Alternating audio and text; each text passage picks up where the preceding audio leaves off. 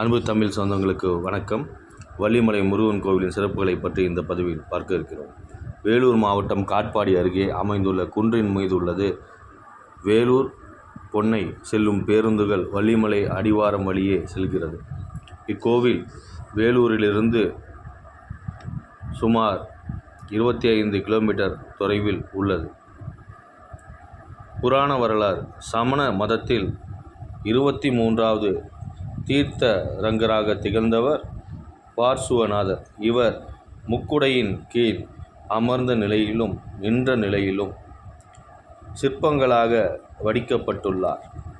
முக்குடைக்கு கீழ் 7 தலைகளை கொண்ட நாகம் இவருக்கு அரணாக காட்டப்படுகிறது.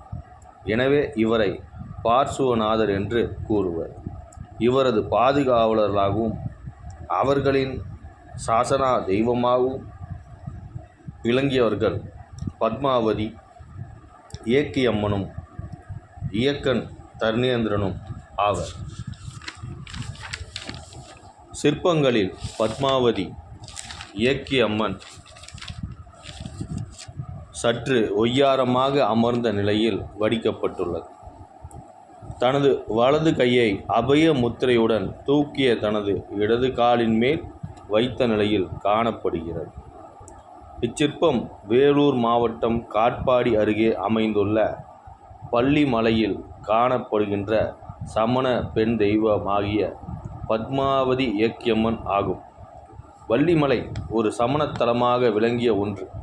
இங்கு குடவரை சிற்பங்களும் உள்ளன. இதன் காலம் 9ஆம் நூற்றாண்டு ஆகும். கழுகு மலையிலும் பத்மாவதி சிற்பம் ஒன்று காணப்படுகின்றது.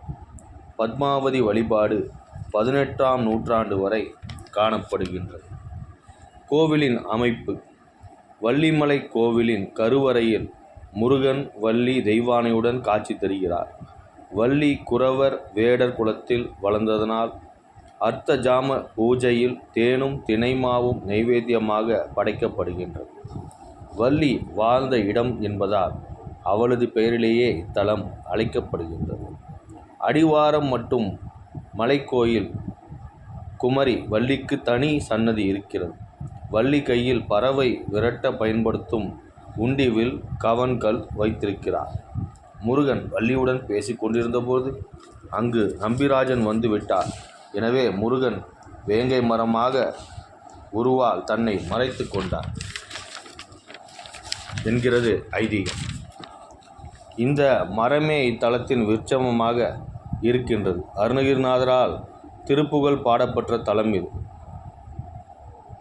மலைக்கோவில் கொடி மரத்திற்கு எதிரே விநாயகர் இருக்கிறார். முன் மண்டபத்தில் நவ வீரர்கள் நம்பிரனுடன் இருக்கின்றனர். இங்கிருந்து சற்று தூரத்தில் உள்ள வனத்திற்குள் வள்ளி பறவைகள் விரட்டிய மண்டபம், முருகர் நீர் பருகிய குமரி தீர்த்தம் என்னும் சூரிய ஒளி படாத ஆகியவை உள்ளன. யானையாக வந்து வள்ளியை பயமுறுத்திய விநாயகரே மலை வழிவிடி இருக்கிறார். இதை யானைக்குன்று என்று அழைக்கிறார்கள்.